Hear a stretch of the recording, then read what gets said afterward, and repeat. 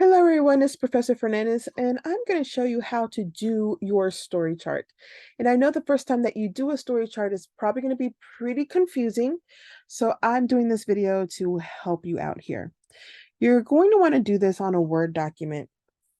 If you have Google Docs, it'll probably be in a similar process, but the things may be in a different location.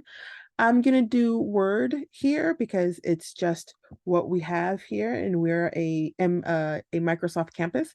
And of course, if you want a copy of Word for free, you actually can have a copy of Word for free because you are a Lone Star student. All right, let's get started here. So, if you're about to do the wonderfulness that is a story chart, that means you're gonna have to do some grid work here. And what a story chart is and what it looks like is literally it's a chart.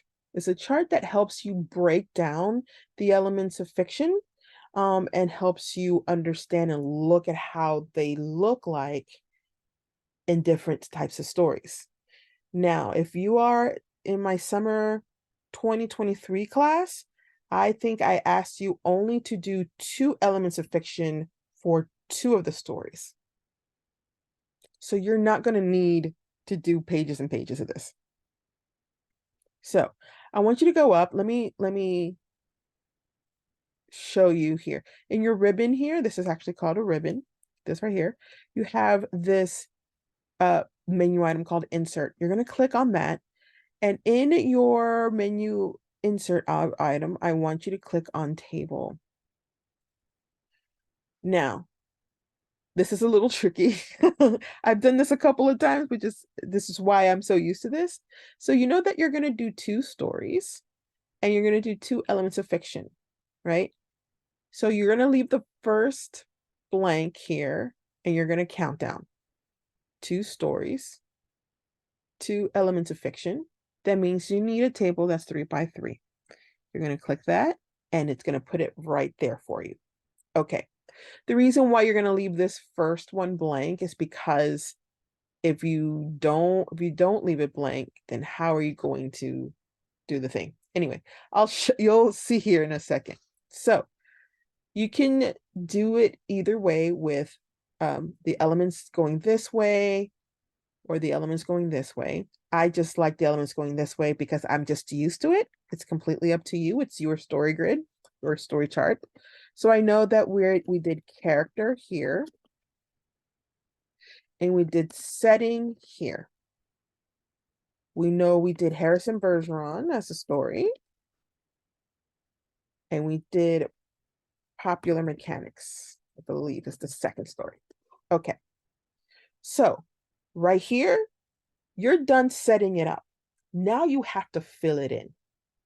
Why I prefer doing a story chart this way in Word rather than say like an Excel document is that with Excel, you have to like reformat it if it goes out of the cell and you have to do a wrap text. And unless you are very well versed in how to use Excel, it's a nightmare.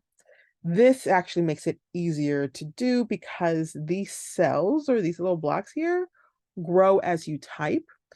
You can use um, you can use spell check here where you can't really use it with Excel, and makes it a lot easier to turn in because you're just turning in a Word document, not an Excel spreadsheet. So you don't have to choose cells and make PDFs. It's a nightmare. It's just a nightmare. Okay, so here you're gonna write care about character in Harrison Bergeron. Now, when I say character, I don't mean the list of characters. You learned many techniques and many ways to talk about character in the module. You learned about tragic hero, tragic flaws. You learned about um, main character, protagonist, and antagonist, and how they relate to each other. And that's what I expect to see here and here, right? I do not want a list of characters. That's not what this is for. Remember that we're learning to write about literature in a different way. We're not writing about literature in the literary way. We're learning how The building blocks of fiction are used to create an argument. So I don't really care about the metaphor and how pretty the metaphor is and the comparison in the metaphor. I care about why that comparison is used and how that's used for maybe enhancing the setting. That's important, right? So just a reminder. So you're going to talk about character here. Now, when I'm looking at this to grade, I'm looking for full explanations. I'm not looking for lists. I'm not looking for a quick 3-sentence paragraph. I'm looking for a robust explanation of character, a robust explanation of setting, right? That's what I'm looking for. So let's talk about setting here for a second. You learned about macro and micro settings. You learned about how setting moves in a story or moves in a scene. That is what I want to see here. I want to see you explaining how setting is being used here. I don't want you to tell me that the setting happens to be somebody's living room and then a stage, or the setting happens to be a house, right?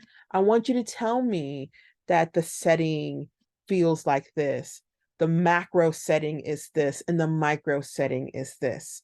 I don't want you to just to say, oh, this happens in the future in 2081. I want you to say that this happens in the springtime in 2081 when things are a little bit crazy, and how that setting is enhancing what you think the author is trying to say, or not trying to say. Authors don't try to say anything, they say it. So how is the setting enhancing of what they are arguing, right?